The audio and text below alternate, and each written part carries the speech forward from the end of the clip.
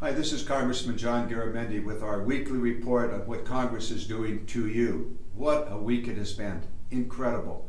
Great build-up over on the Senate side. McConnell's going to push through a repeal of the Affordable Care Act. Guess what? You pushed back. The American public pushed back and said, wait a minute. You're really going to pass a piece of legislation that 22 million Americans will lose their health care over the next decade?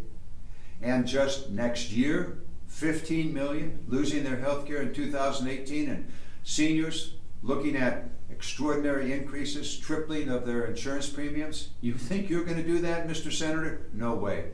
You pushed back. The American public pushed back and said, no, we're not going to do this. Trump care isn't going to pass. And guess what?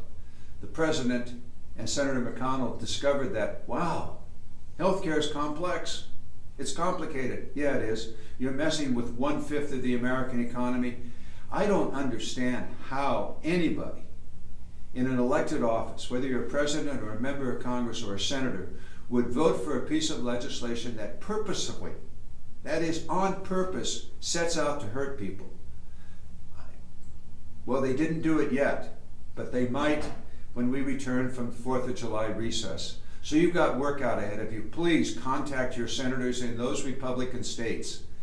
Contact your friends who are represented by those Republicans and tell them, contact those senators. Put the pressure on them. Let them know that it is unconscionable that they would pass a piece of legislation that would purposely harm people. So you got your work cut out for you. I do too. I'm going to have to cut this a little shorter because they just called the meeting of the House Armed Services Committee. We're meeting today to pass the National Defense Authorization Act. We do this every year. And we're going to spend something between $650 billion and $700 billion on all of the military, including a big piece in the nuclear arms issues. I'm on that subcommittee, and I must tell you that I am deeply, deeply concerned that the United States is entering into a new nuclear arms race. We're going to spend $1 trillion over the next 25 years on refurbishing all of our nuclear bombs, new missile systems, new submarines, new airplanes. It is incredibly expensive, and it's very, very dangerous. So I'm going to go back. I'm going to try to rein that in and see if we can move in a different direction, make that money available for education and improving our economy and transportation, all the things that really will count on keeping our nation strong and our defense equally strong. Have a great 4th of July. I know that you're looking forward to it. I am too. It's a family time, and it's also time to celebrate the great American Constitution. It's actually working.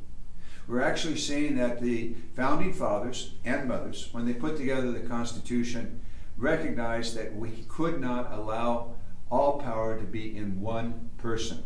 And so we don't have an imperial president, even though Trump may think he is, emperor. But the reality is that we're now seeing the Constitution work. Congress is getting in gear. We've got much more to do in investigating the Trump administration and Russian ties and conflicts of interest and obstruction of justice. We've got our work cut out for us, and fortunately, we have a very, very vibrant press. So celebrate. Celebrate the 4th of July. Celebrate this enormously important nation and the incredible opportunities that are available if we think seriously about good public policy. Happy 4th of July.